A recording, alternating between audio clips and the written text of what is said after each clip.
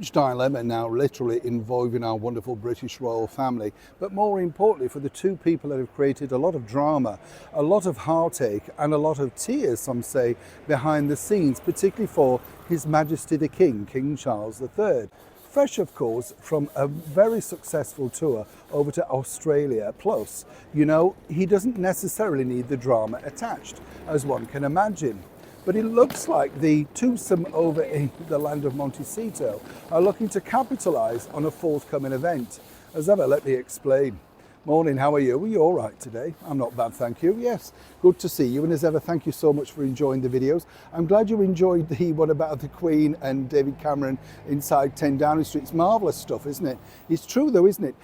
Somebody wrote in the comments, and I know I should remember the names, but there's so many, honestly, but somebody very kindly wrote in the comments, the thing is, Neil, I feel sorry for the people who have bought the ones that are now fake. And I thought, actually, yeah, I never thought of that, because can you imagine going on that show, presenting your gear, and then suddenly it's like, actually, no, this isn't real. And you think, wow, I paid X amount.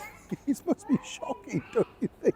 I mean, funny for us to laugh at home and go, well, I'm glad we didn't do that. But, not for the poor people that have done it. But of course, it's so difficult in this world. The fakes look so good, don't they? Check it out if you've got a moment. You might be surprised at the ending of the story. Back to your royal story of the day. Well, it's difficult, isn't it? Because now, as we know, Harry and Meghan have decided that, they only want to talk through various degrees of communication. Particularly, they don't like the British press. And particularly, of course, whenever they have a message they take to their website, and we're all supposed to flock to that, aren't we? Meghan apparently thought she was a big hit on Instagram, and that's proven a bit of a slap in the teeth, because obviously with the American Riviera thing, that didn't work out at all, did it? Now here's where it gets even more interesting, because now they have a bit of a dilemma, and it's one that their team are at odds with. Now let me explain. You see, coming up next week, as you know, we have the birthday of His Majesty the King. Now I can tell you that I know this for a fact, that His Majesty the King is not too keen on birthdays, a little bit like his mum, the Queen. She didn't necessarily like to be reminded of her age. Do you remember when she ticked off the president? I think it was Barack Obama, and said, thank you for making me feel so old. And I thought, I think she means that, She doesn't necessarily like that sort of thing, And where I find it really funny is the fact that obviously the King's the same.